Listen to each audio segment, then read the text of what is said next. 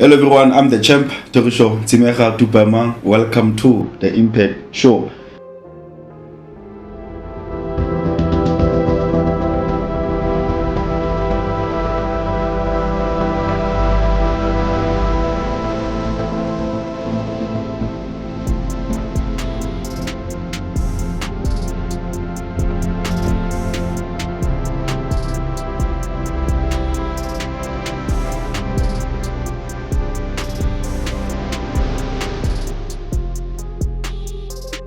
Hello everyone, I'm the champ, Torisho Tsimecha Tupamang. We have a special guest today in this wonderful episode of the Impact Show. Remember, you can find us on TikTok, Facebook, Instagram, and YouTube. We will give you more details at the end of the episode. I'll give him a chance to introduce himself and then we get into the business of the day. Good day, ladies and gentlemen. My name is Rethabile Kgatlhane. I recently turned 22-year-old. A brand strategist and business mogul. South Africa's brand wine writer of the year for the year 2025. Recently nominated as SA's 30 under 30 for the biggest change makers in the wine industry. It's such an honor to be here today with one of my dear brothers, very close to my heart, to just be here and just talk a lot about what we have here and myself as a brand. I can't wait actually to just go into detail about everything, my journey, my brand, and my relationship with the host here. Thank you so much. The Impact Show, the title of this episode is Know Your Kuruman Icons. You know why? We have a lot of icons in Kuruman and we hardly celebrate our people. So in this podcast, The Impact Show, we believe in recognizing the greatness that comes out of Kuruman.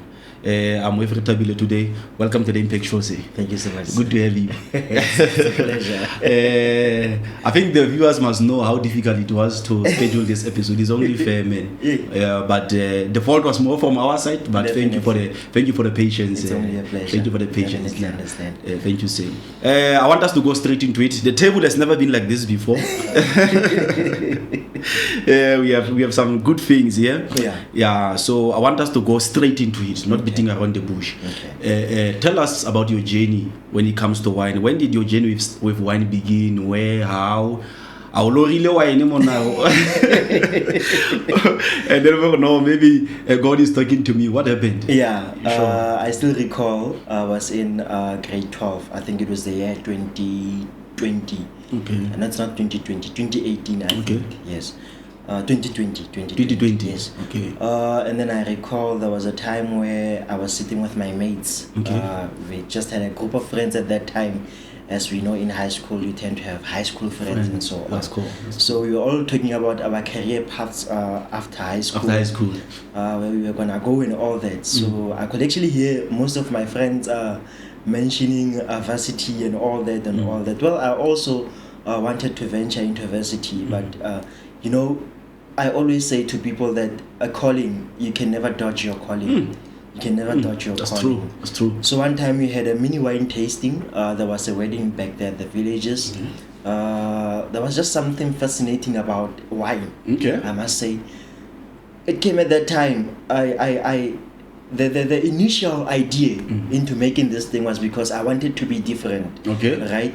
Now the idea that I passed through my friends at that time was that we have so many things that we consume, but we do not know who the makers are, who the producers are. We continue to consume so many foreign products. I for example, there's a fancy soda drink that we all consume. That's true. We don't know who has made that. We have never met that person. And even if we come into contact with them, even if we meet them, there's never going to be a time where they're going to be able to come and say hi to us. Thank you for supporting my product and so on. That's true. But then when something is made by someone that you know, I myself, for example, you know that you can always come to me at any time and say, hi my guy, I've drank your product before, wow, you're doing a very good job. And then I'm able to interact you with as a normal person, not as a huge person who has this idea that I've made 1, 2, 3, 1, 2, 3. Yes, celebrity mindset. Exactly. So where I grew up, like people were drinking quite a lot. Drinking alcohol. People were drinking. But now I was getting jealous that people are drinking, but they don't know what they are drinking, where it's made from. You get my point. Where it comes from, who made it, and so on. that's when I thought, like, we have to change the narrative. We have to change the thing. And a black child has to do that. And then the idea came. I spoke with my friends at that time. But the idea of just wine was not in my head. I just wanted, like, a fizzy drink or something. Something that I can say, this is where I'm starting from. Or an energy drink, right? Now, I did enough research with a lot of producers, because I was in the starting phase. You can imagine I'm still in grade 12. I don't have all the necessary resources required and so on, all the information and so on. And then I saw that the amount of GDP that alcohol contributes into our economy is quite a lot. And we had to add to that. You know, passion goes hand in hand with money. Of course. As well as I'm passionate about this, it has to make me a lot of money. Yeah. I was like, now this is the perfect route to go. But then I compared all the alcoholic products. We have gins, we have wines, we have beers, everything, you name it all. But all these other things are more common. Not only more common, but more hard for you as a startup person to go and venture into them. And then now, knowing that South Africa, especially South Africa as well, we're one of the biggest producers of wine, I was like, no, there are so many doors to knock at. If this door can't open, you're not going to tell me that the other door is not going to be able to open. So it's like, no, now this is what I'm going to focus in. Let me pause you a little bit. Let me pause you a little bit. So it was inspired by a wedding that you attended, and there was wine there. Definitely. There was wine there. I must say that. You must say that. I must say that. And then you discussed it with your friends. I discussed it with my friends. And they were dreaming more varsity and all those things. I can't say they were dreaming beyond this. Oh, okay. At that time it felt like just a tiny dream or an imaginary thing, you know, like it's like, oh, come on, man, you're from Zanin. How the hell are you going to make wine? You get my point. Yeah. But at that tender age, man, the mindset to say the black child must do something, to think along the lines that we must know what we are consuming, who manufactured it, and so on and so forth. How did, to have that mindset at that tender age, take us through that? Yeah, I must say I've actually always been smart. Okay. It's something that I have to consider. I like that. Always been smart. I like that. Been smart. I like that. Back in primary school, you know, there used to be days before holidays, days before public holidays. They would actually host a mini celebration as the entire schools. Okay. And all the time I'd be the one doing presentations, teaching people about the upcoming holiday, what happened, doing poems, writing as well as that. I believe that as a reader myself, I've always been a reading person, and I believe we know that adds something to your mindset and all that. So I believe it shaped me into who I was at that time. It shaped me into thinking how I was thinking at that time. So I must say that. No, great stuff. Definitely. Okay, so then you finished your matric, then you are looking into this wine thing. Yeah. Take us through that. Now, after finishing matric, I think I was only 17 years old. When I finished matric at 17. Definitely. So earlier than most people. Earlier than me as well. Definitely. Okay, so sure. At that time, you have to take it through the business registrations, the license acquiring, and so on. Also, the process started right away after matric. The research into this thing. Yeah, everything started right away after matric. So at that time, for you to legally own a business in South Africa, you have to be over 18. So there's so many things that I had to wait for. I had to wait for first to turn 18. And kid you not, exactly when I turned 18, I registered this business. Exactly, you didn't waste time. I couldn't even wait. So I had to wait for that. You can imagine I was young. Each time, sometimes there were so many people, winemakers, wine sellers, heads, whom I was looking so forward up to. And then at that time, you can imagine a 17-year-old child coming to you and saying that, no, this is what I want to do. Obviously, you're going to be like, this one is kiddie. Yeah, so they did not take me serious at that time. Yeah, but I understood. It was not from any other place or whatsoever. Definitely, And that also fuels you as a human being that now I need to do better to prove to this person that, no, this is what I am actually capable of.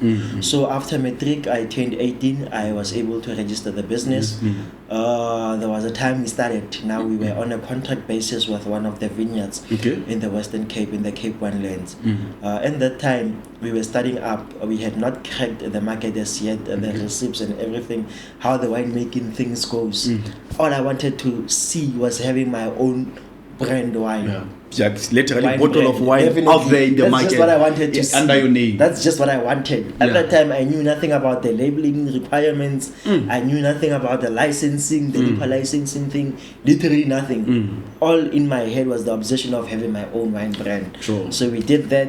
And it failed dismissally, initially. Dismissally. Because I remember we even had to pause, I think, for over 6 months. So you say you were working together with some people? Initially I started alone, and then I saw that this is a big dream. It's not something that I'm going to be able to manage alone. And as much as I'm such a big dreamer, I must say, but I saw that this is something we need collaboration. I'm going to need collaboration. Sure. So I had actually one friend of mine.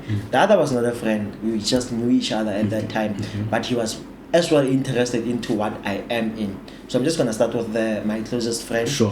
We were actually in the same class, and he was always supportive of this idea. Okay. Like he'd sometimes even give me ideas that you can do this instead of doing this. Good So when I went back and went to the drawing board, I saw that this is someone that I can venture into this thing with. And then I went back to him, and then I just presented the idea that, my guy, this is what I have. This is what I have at hand, and this is how I want us to do it. He was sold, and then was like, no, we can do it. And I was the other guy, whom was not a friend at you that just time. know him. Yeah, who I just knew, and was a huge supporter of mine. He used to he also believed that much in me. He used to buy my books and so on. Sure. So he's into agriculture, and as we know that these are final products of grapes, so they're all in the agriculture scene or industry. Sure. So he's more informed about the agriculture thing. Okay, sure. So I approached him and I was like, my guy, here's what I have in mind. And you being an expert in agriculture and being fully invested in what agriculture is and how it goes, I believe you might help somehow when we actually building this thing. It was sold out as well. That was before formally registering the business. So we came together, we registered the business as partners. 3 partners. Sure. Yeah. It's Okay. the 3 of us. 3 male. 3 male. Okay, sure. Yeah. And then we took it from there. During our first year, that's when we did not know anything about the liquor industry, the beverage industry, and all that. Were you and your friends? I'm gonna put you on the spot. Yeah. Were you alcohol drinkers, or you just ventured into this thing? I think I was the only alcohol drinker. So you're venturing into this line, and people. Oh, that's interesting, man. Maybe that's where the inspiration actually came from. Oh, yeah. Sure. And then at that time, in that moment, the business dismissally failed. We were actually partnering with this other grape supplier there in the Western Cape. They also had a cellar, which means that but they were miles apart. They grew the grape there. The cellar was actually at another place and so on. So as a startup, there's no funding. Funding comes from our own pockets. We don't have any trust fund or anything. Sure. We need to hustle to make sure that we get this money. At the time, I remember I even had to go for mortuary piece jobs just to make sure that I have enough capital, definitely. But we did it actually. I'm able to look back and say, because of that, I am here today. Yeah, great stuff. So, and then we had to pause the business because the grape supply was very inconsistent. Okay. Sometimes things went normal, well, and all that. Sometimes and at times they don't show up. there was no communication. I think they were also taking advantage of the fact that we were kids and we were only starting up in this business. Okay, sure. So at that we had to pause, and again, right as we had just received a low blow from that, another low blow came regarding the labeling of the wines and so on and so on. Mind you, at that time we were just about to secure a deal to supply in one of the major retails, alcohol retails in our town. Okay, sure. In our town, Kuruman. In Kuruman. Sure. It's a very huge retail store. Now it had to come to a stop. It had to come to a halt. Because even the people, the bottle had to comply with everything that was in that paper. Now when we were there, we presented the bottle and I was like, no, we can't have this. Look at the labeling, I said, compliant. Go and refer to what it's needed when you label a bottle of wine and check if it's compliant. When we went back to the drawing board, we realized that it was not even compliant. So you yourself also realized that. I definitely realized that. So I had to give an instruction, a mutual agreement as well, that guys, now we have to stop this thing. And by stopping it does not mean that we're killing the dream. Sure. We just Sure. Sometimes it's actually okay to just put things down and just go back and just gather yourself around. You get me? So we did that. We paused the business. Sure. We went back to the drawing board. We attacked with first, because it was the easiest part.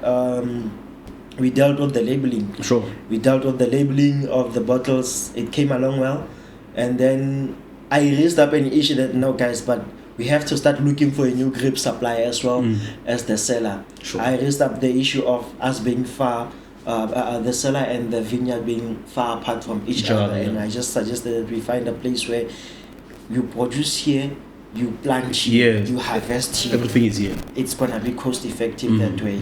So that's what we did. We went out of our way. We did enough research. A lot of research was done. Which year is that? I think it was in 2023. 2023. Okay, following year. And I look at one of the bottles here. Yeah, 2023. Sure. And now that time we found one. I have to give it up to the guy. He was very supportive. He really gave in much into the idea that I have. At that time, he constantly reminded me that don't forget that you said this is what you want. Now don't give up. Don't back down. In that process, most parents, when their kids finish high school, they dream college. How's the support from the parents at that time? Do they comply with your dream? They feel like maybe you are taking chances, especially being a black child, something like that. Exactly. Tell us about the reaction of the parents in that phase. I must say they were against the idea at first. Sure. They really were. To a point that I had to enroll into UNISA. And then I figured out that this is not what I want to do. I had to deregister at some point because obviously when you're doing something you're not passionate about, you're going to fail dismissally at it. So I was not consistent enough when it came to my schoolwork and so on, the assignment submissions. Because you were registering just for the sake of my parents must know that I'm now enrolling in studying. At least it will put them at ease. And now, this thing is funny because every time I like to reflect back to it, my grandma was, are you really selling alcohol? Now, that's how the games will see. Now, in her mind, she was like, I'm trying to open a spot at her place. Oh, shucks. That's not what I was doing. Sure. I told her that, no, this is not what I'm doing. Yes. I'm not going to buy alcohol there. Bring it here and then sell it. No. I need you to understand that I'm building something here. I'm building a legacy. Something that's going to feed generations to come. From my generation, actually from your generation, because I'd love it if exactly I might reach my, I might make it before you even pass away. I did actually. Now she's eating the benefits of that. And now I was like, no, that's not how it is. So initially, I must say, it was not an easy journey. Parents are not supportive of the idea, but over time, understandably so. Over time, they saw how big it was growing, how supportive people were. Now I was being known as Rethabile Wine. So to them it rang a bell that it's getting somewhere. No, great stuff, my guy. Now I understand that we will incorporate your story in the process. Definitely. Yeah, we will incorporate the story. Yeah, you make your own wine. Yeah. Take us through the naming. Tell us the name of your wine or wines, brand, and then what informed the name. Okay. Yeah. So here with us we have Tipsy 20s Winery. Tipsy. Yeah, if you just read on the outside it says Tipsy 20s Winery. Tipsy's 20 Winery. Okay, sure. That's the bottle of our Cab Sav. Good stuff. How many percentages here? 14.2. Woo! Yeah. But I'm going to it's Tipsy 20s Winery. Is it all for 14.2 percentage or this one? I think that one is 13 if I'm not This one is 13%. Yeah. And this guy knows his bottle. 13.5 and then the other one is also 13.5. 13.5. Yeah. So these two, showing this drawing and then this one and then this one. Definitely. Yeah, in terms of percentage. Definitely. They are all tipsy. All tipsy. I mean the name again. Yeah, that one is a bottle of our Cabernet Sauvignon. Okay. It's a dry red wine. And then this is our sweet rosé. Sweet rosé. Yeah. Oh, okay, sure. And then here I think it's our Pinotage. Yeah, which was harvested in 2024. Okay, sure. And then here is our Shiraz, I think. Shiraz. Yeah. Okay, sure. Also harvested in the year 2024. So it's this is the four types of wines that you produce. Yeah, definitely. Okay, sure. We recently ran out of our. These two are actually our limited edition bottles. Okay. Yeah, it's just the mini barrel that we did. Okay. So the first bottle ran out, and then with this, They're also Tipsy 20s winery, but because we have 3 directors, 3 of us each has a The same guys that you were. Yeah, the same guys. That's that I great started stuff. with. Great stuff. Each of us has their own bottle with their own village name. Oh. So because even if you look into this one, you can see here it says Zanen. Zanen, yeah. The one from the Zanen. Zanen. And then this one says Makhalane. The other one comes from that place. Yeah. Great And stuff. then the other one said Mahwahwe. Mahwahwe. So the Sure. Mahwahwe one, it was a big seller. Know your Kuruman icons. Definitely a big Know your seller. Kuruman icons. That we Is it? eventually sold out all the bottles last month. Sure. So it's been sold out. At what price are they going? This one is 150. 150. Yeah, grades our limited edition. 150 rands. 150 rands Sure. per bottle. Okay. And so is this one. 150 rand the also. Makhalane one, yeah. So the ones with the more percentages, 150 rands. This one has the more percentage action, the cap safe. It's So this one is 14.5. Yeah, this one at 13.5. No, this one is 14.2. This one's at 13. Oh, they are 13, not Yeah. 15. Yeah. Oh, okay, sure. So this one's because they're the limited edition, hence Yeah. the price. Oh, Yeah, hence the 150 price, rands, okay. yes. And And then then this this one one? is 105 rands. 105 rands. Definitely. 105 rands. 105 rands. Ah, man, I must make it 205 rands. Okay, sure. We sure. get to that. And then this this one one? is 90 rands. 90 rands. This one is 90 rands. 90 rands. How do they get? How do we get hold? I know maybe we are at the final stage, but it's Yeah. fine No, I because understand. we are here already. Yeah. How do How do they get this? Yes. Okay, now we have a social media page on both Instagram and Called? Facebook. Tipsy 20s Winery. Tipsy we are 20s able Winery. to process your orders from there. Okay. In the meantime, our developer is still busy with our website. They're Okay, in sure. the final process. So once they're done, we'll be able to inform our supporters and our buyers on our social media pages that they can now use the website Okay, to sure. purchase. So usually when you put in your order, we have a time frame that we use to work on your order. Okay. The first 2 days, suppose you put an order on Monday, the first 2 days are lead times. So we need to ensure that we pack your order well and well packaged. And then it takes 5 to 7 days for you to get your bottle of wine. And then for the remaining 3 days, will be up to the courier for them to pick it up and then to deliver to you in time. Okay, sure. And then can we taste me? Yeah. Can you taste? Just for the record, it's cold, guys. It's winter, so don't mind the table if it's full. Here we are drinking coffee for now, just to keep it going. But now I want us to get into the wine. I want us to taste the wines. The sweet rosé. The sweet rosé one. This one is 90. It's 90 rands. 90 rands. This 90 one. rands. Yeah. Let me actually 90 start rands. pouring for you. I see the ladies doing this thing called twas. I want us to try this twas thing. My guy, let me not pour too much. At least we. Twas. No. I want us to do with the glasses. Okay. I'm pouring for you as well. I'm pouring for Not you a as well. problem, not a problem. Pouring for you as well, my guy. Bagolo ba ke reke ba shebile so session se. Kantse ke itshware ga go moruti o na wa ene. Bagash. This is Kuruman Icons. Ke se lalelo so se a gona botlholi ha Eita. Ke yone twazi. Twas, you're not fancy. Yeah, no. Good, I know. Good.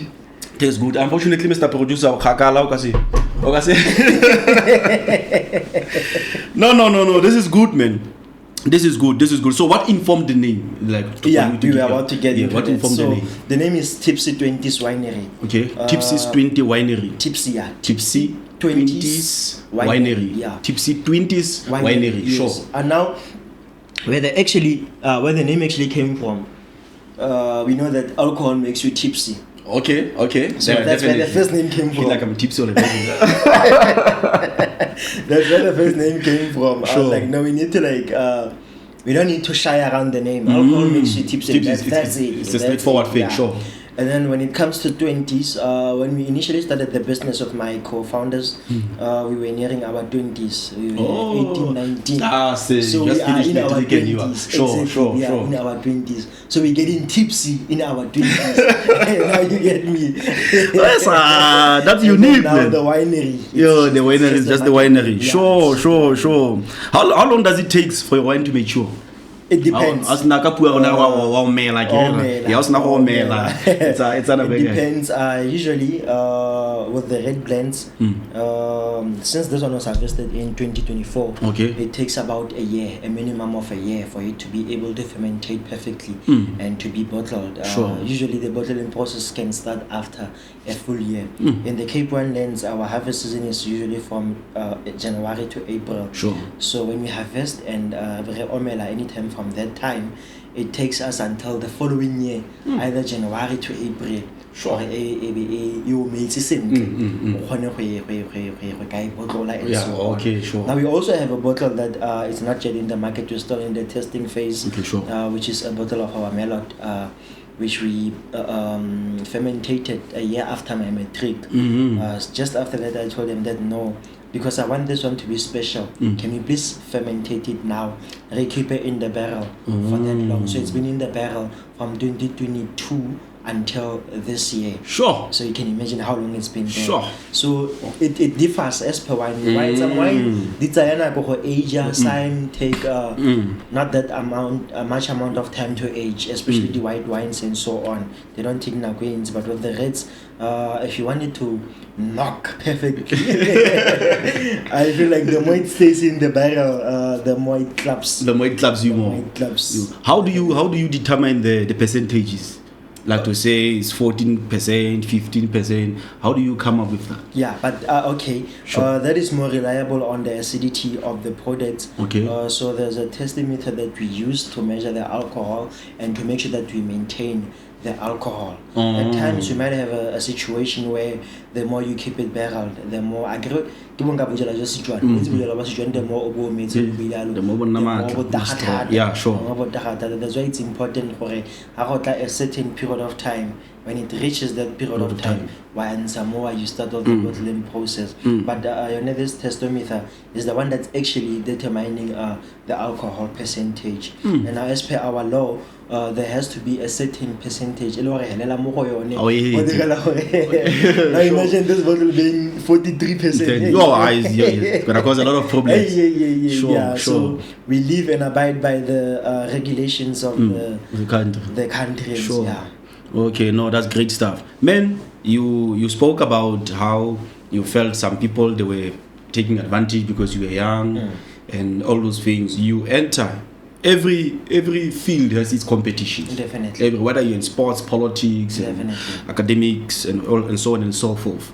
And whereas for you, you are black. You are a black man, right? Definitely. Am I right? And then you are young. And then you enter into this field, and there's a lot of people who have been there who are doing this. There are people who wants to do this. How is the competition like, and is it healthy, or is there? How have you experienced the competition with regard to other winemakers? How do you find it? Okay, I must say, the industry, the market is saturated. Oh, sure. We have over 1,000 wineries in the country. Sure. I'm only mentioning wineries. I have not gotten into the wine brands. Probably we have over 2,000, over 2.5. But I think one thing that has actually made it easy for me is that I've always believed in collaboration over competition. Okay. So to me, it has never been about competition. Great stuff. It has actually never been about competition. Okay, sure. So the collaboration has been quite amazing with fellow winemakers. Obviously, the market is always going to be filled. It's always going to be competitors. Although it's not about competition, but you need to make it clear that there's always going to be competition. There's always going to be someone doing better than you are. There's always going to be someone with a bigger budget than yours. There's always going to be someone who's going to have more bottles in the liquor outlets than you. There's always a bigger fish than you. There's always a bigger fish than you. It's just that way. So I think it has been a very healthy road for us to have taken. Because we have found our own niche. Yeah, it's important that to strategize your brand and then you just face your niche.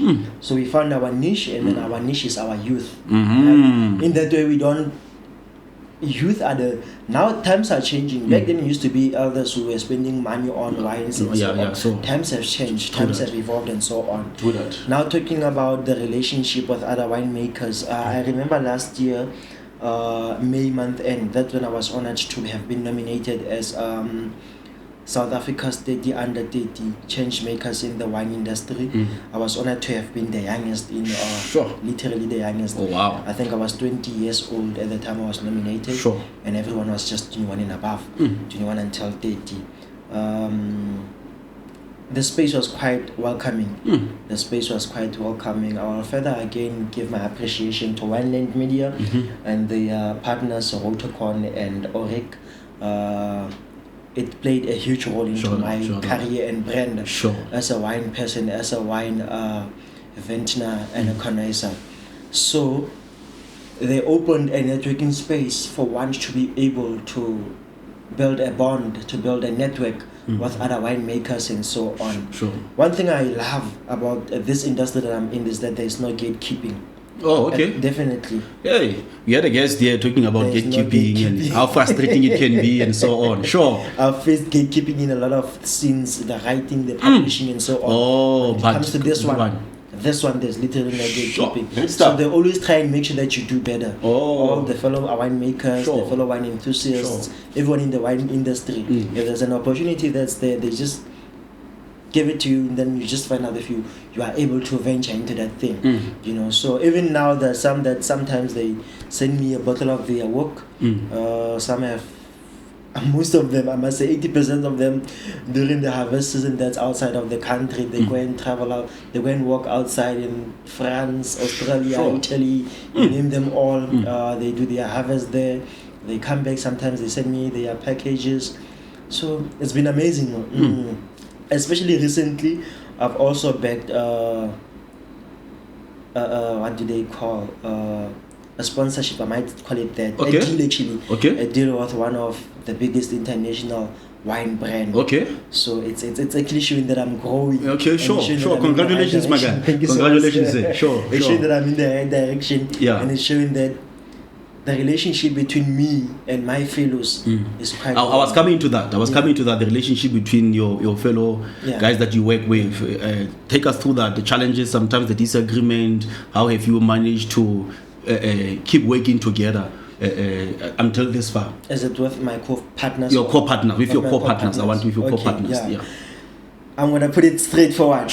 Yeah, you know, business is not up in place. Especially if you're working with someone or other people, you know. And it's quite unfortunate that when it comes to business, sometimes you have to put feelings aside. This thing of us being friends and so on, it does not exist in the business. Now, when you're doing nonsense, I will straightforward tell you that no, my guy, this is not what you do. This is not what you're doing. It's not, things are not supposed to be done this way. Things are actually supposed to be done this way. And sometimes when I do that, I'm not saying I do that because I'm telling myself that I'm more informed and more passionate about this industry. I'm doing that because it's for the benefit of our company or our project. So obviously there has been fights. I was like, you can go to hell. Pardon my language. No, it's fine. There was a time where I was, you can go to hell. Yeah. The thing is, there was a time we were like to each other that you don't believe in this thing as much as I do. And if you don't, you can just leave it. Because it at some point it felt like there were certain people who were applying more pressure than the others behind the scene. Although it wasn't like that. But that feeling tends to come. You feel like you're pulling a lot alone. Exactly. It feels like I might as well just stop and start my own thing. It's actually great that we know each other well. We speak about everything. We always ensure that we put feelings aside. When and be professional. Business, it's just business and professionals. It's actually not a negative thing to say. But, and I'm not saying this based on the relationship or the things that we've actually went through together with the Gents, which are my partners, by the way. But I going forward, I'd advise anyone that there's business and then there are relationships. I'm not thinking about romantic relationships. I'm thinking about the relationships, the ones that I have with my co-partners. Business and relationships don't mix.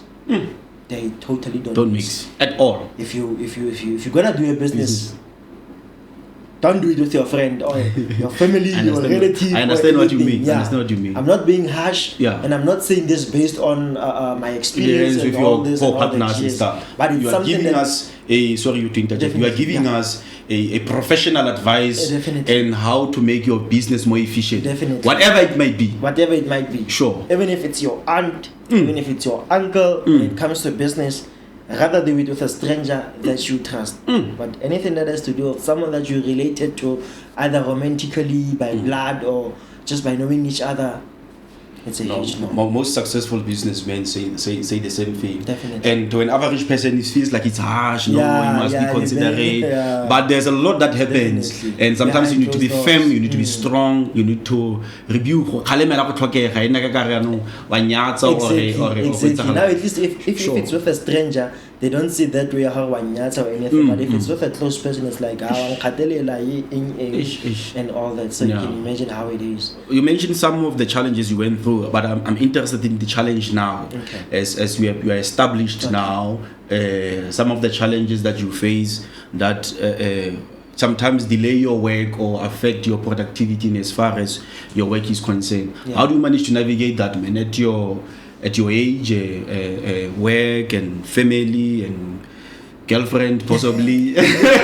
How do you navigate all those things and the challenges and move forward? It's quite not easy, I must say. Sure. It's really not easy. You can imagine there's work, and my personal life is not supposed to mingle with my professional work life. Okay, sure. Right? So I need to keep that aside. We also have my personal life. There's quite a number of entities that I am running. Okay, sure. It's the publishing one, it's the winery, the agriculture.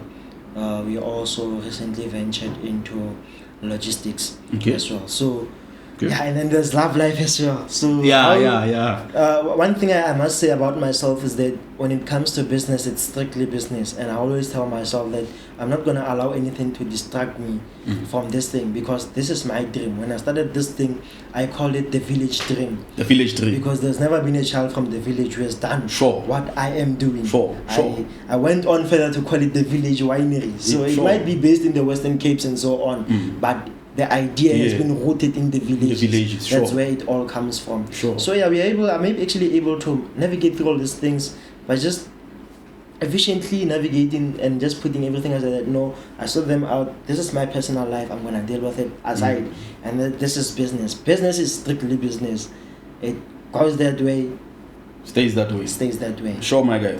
There's always misconceptions about everything. Yeah. Some people.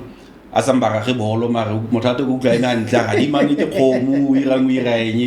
put him on the field and it's a totally different one. You understand? Someone is looking from outside, knows nothing about the wine or does not know much about the wine.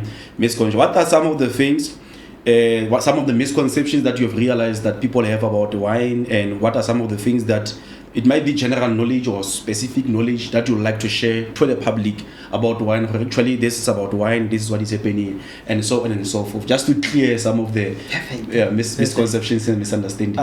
Okay, I'm going to start with this one. Sure. This one is a very big misconception, and I think it's known worldwide. Sure. People have this idea that if we partners, romantic partners, wine has a way of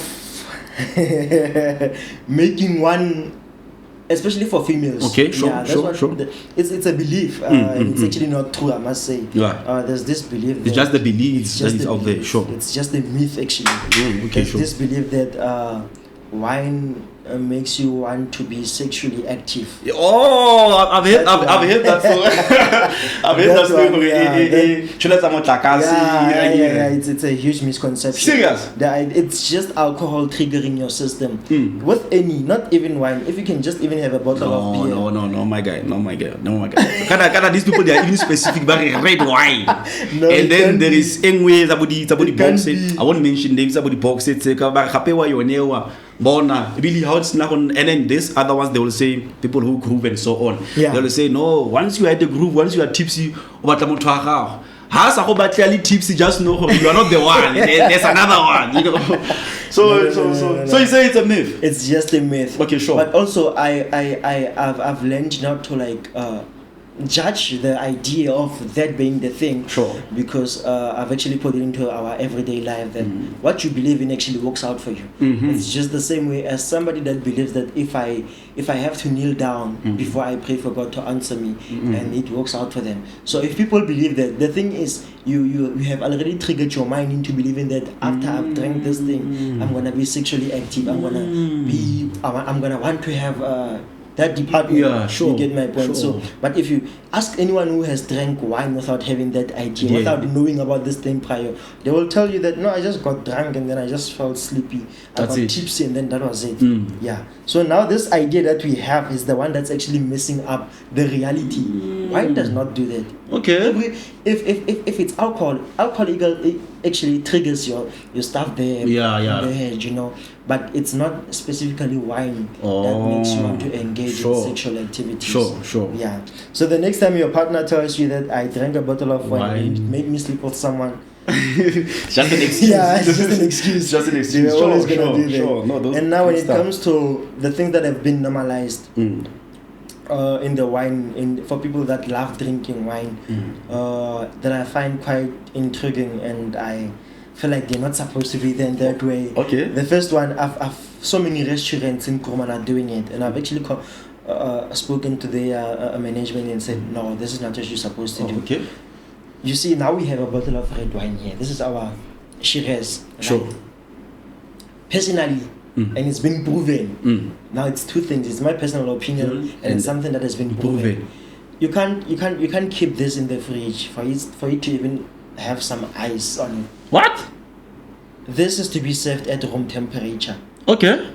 Now by putting it in the fridge, you're messing up with the acidity, the humidity, everything. You're just messing up with what we have inside the there. Yeah. You get me. So red wines are best served. You are messing up with the product as it is. Sure. Red wines are best served when at room temperature. If you want to have ice on it, it's your personal preference, but it's actually not supposed to be done that way. Okay. Now when it comes to the sweet reds, the rosés and the white wines, they are the ones that are best served a bit chilly when they've been kept in the ice, or you can serve well with ice and so on. But you see, when it comes to red wine, and I'm very jealous over this. Even my friends knows, if we have an outing with friends or whatsoever, once I see them getting ice and then they pour red wine into it, I'm like, my guy, no. Don't do that. Tomorrow don't tell people that you know me, because you're gonna go outside there and then they're gonna say, how are you doing this? Because these things are in the outside where these things are more common.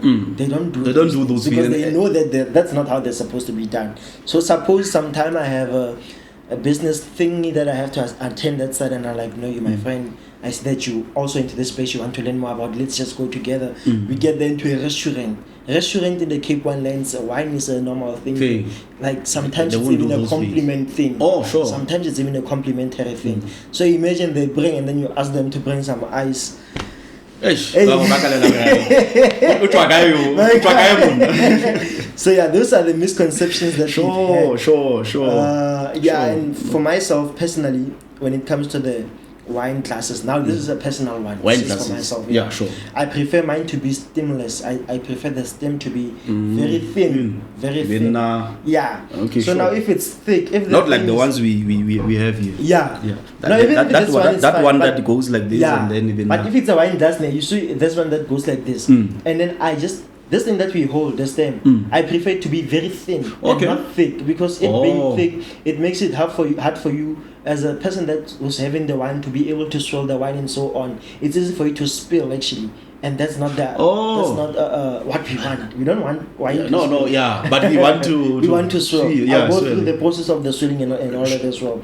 So it just makes it uninteresting for me to have that wine. Even if so many restaurants are, like I've mentioned initially, in Kuruman are doing the same thing. I just wish it's something that they could change. Even if they could cater that for me alone, I wouldn't mind. No, I understand, because that's for me only. You know why? This is your thing. Definitely. And there will be certain things that you take pride on. Definitely. Which the average person will not understand. Now you get the average person will not understand. Take us through the what the swirl process. The swirl process. Suppose we have a bottle of, I'll just use this one. Sure. Suppose we have but we hardly ever do the wine tasting, the swirling thing on rosé. But because we have the rosé open, I'll use it as an example. So before everything, you're just supposed to see and look at what you have here. Okay. Right? You just have to see. It's gonna be quite impossible or hard for me to do the swirling, but I'll just try. Sure. It's the class design. Sure. And then after that, you're just gonna swirl. By swirling, you're making sure that everything in here. Remember that some things after pouring, they just sear themselves. Yeah, yeah, there. down So you there, make yeah. sure that everything just mixes yeah. well together. All the aromas, everything is mixed well together. Yeah. And then after that, you can just have a smell. Okay. I get what you Now, when you smell into this one, I'm Yeah. just gonna go into something that's not so common. When Okay, you sure. smell into this one, you can there's some tobacco that you can smell. Okay. There's also some plums, some strawberry at that, some berries actually. Oh, Let me okay. just generalize. There's some berries to it. Mm. And then after that, you can have a sip.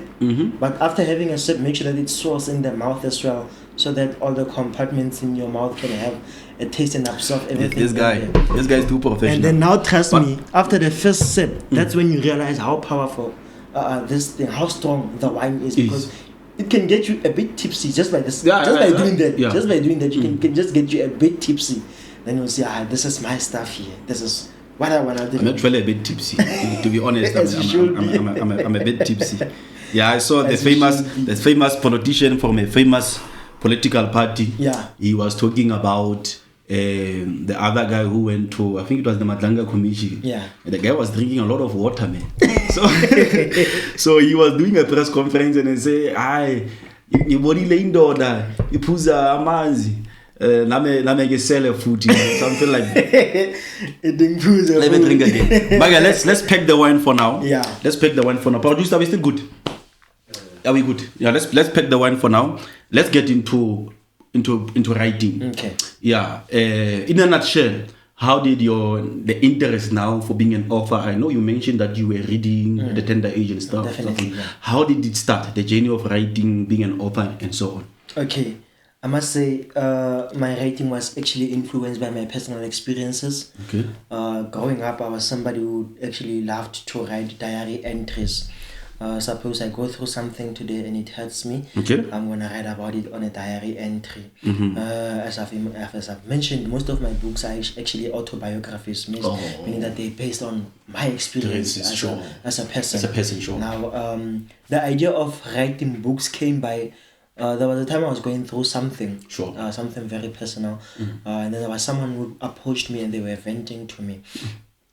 They were venting to you about their the problems. same problems that we're actually facing. It's just that Did they know you was facing the same problem? They didn't. They didn't know. Didn't. Okay, sure. So That's God interesting. sent someone. That's interesting. Sure. God sent someone. So I was actually able to advise that person.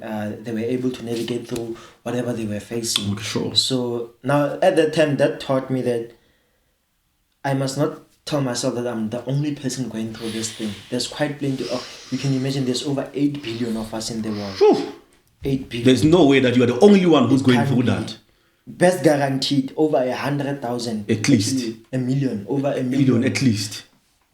Is going through the same thing that I'm going through. Yeah. Now imagine how many people are gonna get hope when they read that I went through the same thing and here I am standing tall, standing well like as I am today. Great stuff. I was like, no, now I have to write about this one. Now I have to write my first book. I'm just gonna dive into it exactly. Okay, sure. My first book was just a personal experience.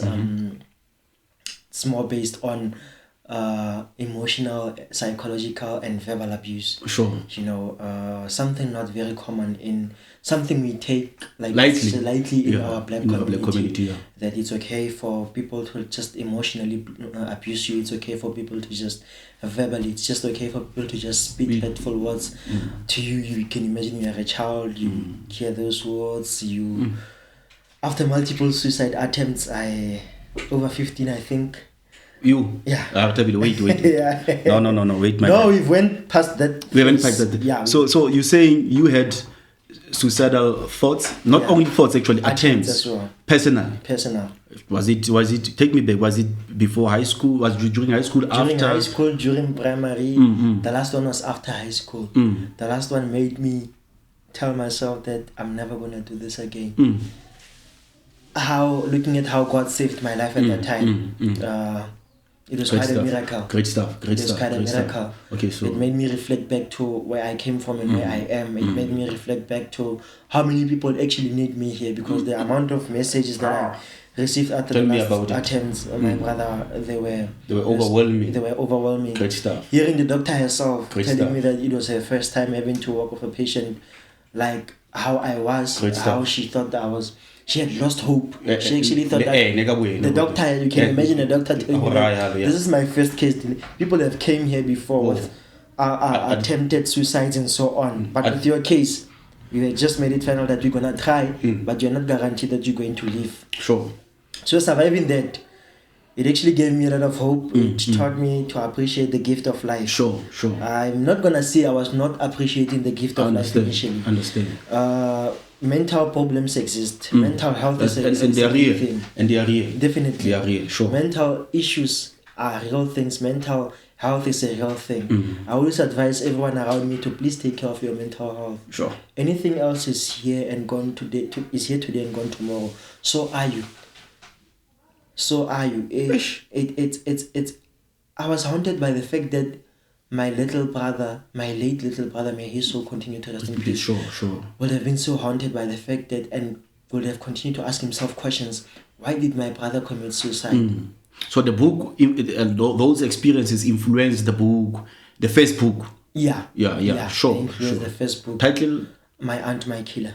My Aunt, My Killer. Yeah. That's interesting title. My Aunt, My Killer. Sure. And then we also had the second book. The second book, it's actually just only published on Amazon. Okay, sure. It was just around the COVID-19 era. At that time I was actually writing about the vaccines. I was anti-vaccine at that time. Is it? Yeah, I was a big anti. Many people used to call me a conspiracy theorist. Yeah. So I was against the vaccines. I wrote about the vaccines, the fake moon landings. Why were you against the vaccines? I was in high school. You're not sure. Yeah, I was in. Was it grade 11? I was in grade 11. So yeah, I wrote about the vaccines, how we are being used as guinea fowls to test the vaccines and such. These things have not been yet tested, but they're going to be implemented by testing them on us. Sure. You get me? I wrote about the fake moon landings. The fake moon landings. The guys that say they went to the moon. And so, I was bashed so many times for that. Sure. I wrote about the late Baba Ovusa Mazulu, Credo Mutwa. Okay, sure. May his soul also continue to rest in peace. Man, you wrote about the late... Yes. Hey, I was so well informed at that time. I was so deep into the spiritual world. I wrote about the astral projection, the experience of taking your soul out of your body and bringing it back, sleep paralysis and all that. It was so heartbreaking that I only got to learn about that Credo Muta was from here after his passing. Oh, yeah, the whole time you otherwise you would have paid him with this. I would have. Sure.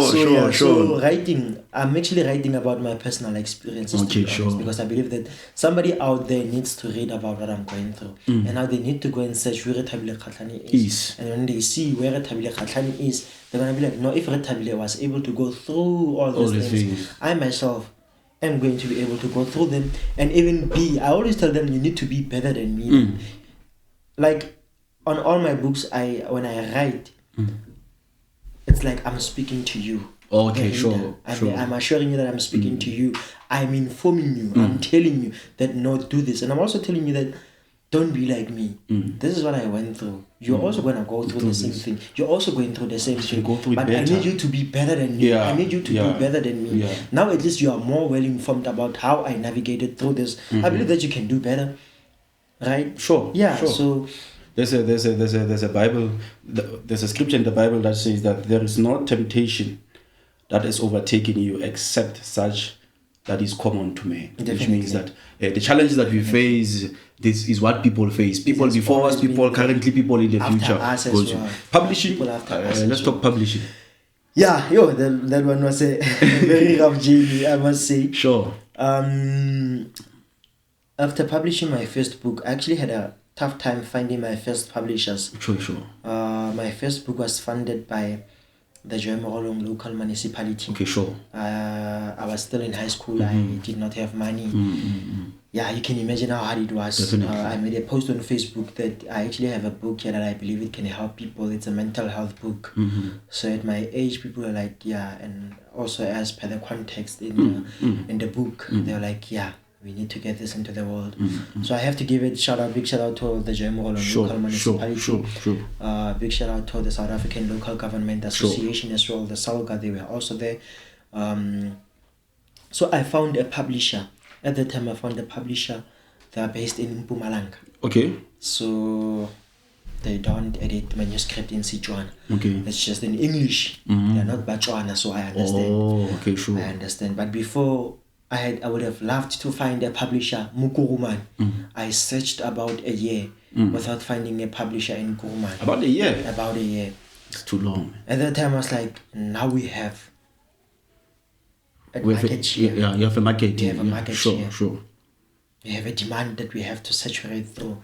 That's when I ventured into this thing. I started with my own books.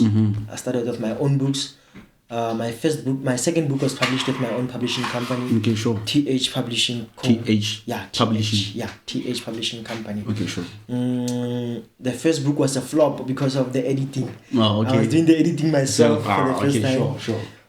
We had to discontinue it so that we get back to editing it professionally and making sure that the manuscript is well proofread before publishing and the typesetting is well done. Sure.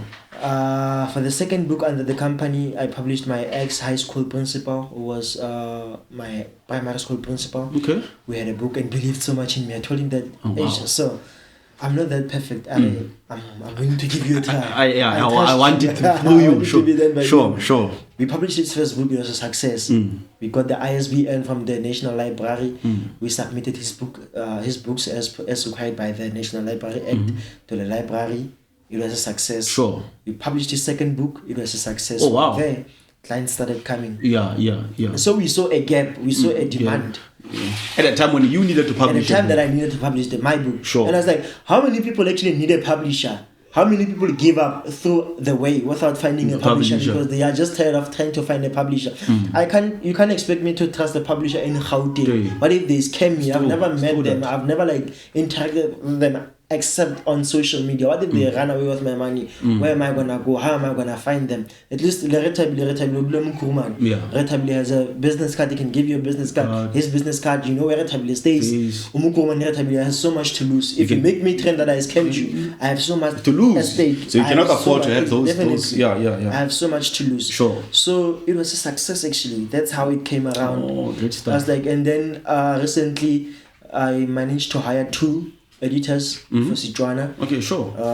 Because Sichuana is quite difficult. Yeah. So if we're dealing with, but they're just freelancing. They only work when I need them to. It's what I give them gigs that no, just please edit and proofread this, and then afterwards I just pay them for that, specifically that project. Sure. So, yeah.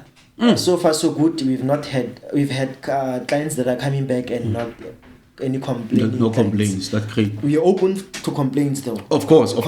They make you grow. Definitely. They challenge you. Definitely more open to complaints. Sure, my God. But yeah, at least now we know that we have a publishing company in our town. Yeah, that's great stuff. Definitely. So all kinds of books. They can come to you with all kinds of books. From children's books to autobiographies, fictions and non-fictions. Children, like you name it all. Okay, no, sure. My guy, it's been a wonderful episode. Enjoyed having you on the studio. Yeah, you know, when you're having a fruitful conversation, time just flies. Definitely. Time just flies. And you're like, yeah, but it's okay. We are here now. Thank you for gracing us with your presence. We really appreciate it. In the final part of the episode, we always ask you to look at our viewers and to say anything today. If you want to say a shout out to anybody else, it's your chance to do a shout out.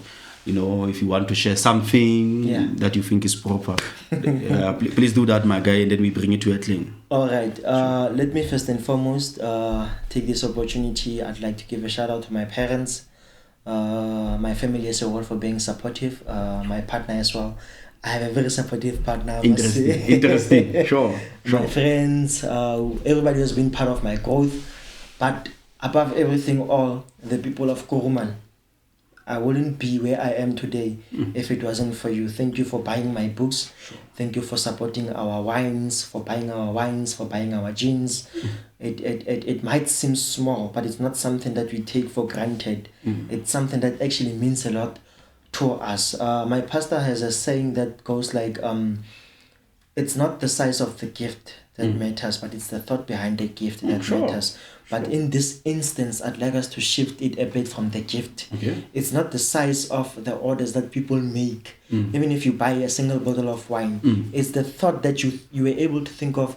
Rethabile wa go appreciate gore ke reka wine ya gagwe. Let me leave the wine tse di tletseng ko liquor tse ke latela wine ya gagwe Rethabile. Sure. So I'm very much grateful for that, and I will forever be grateful. Great stuff.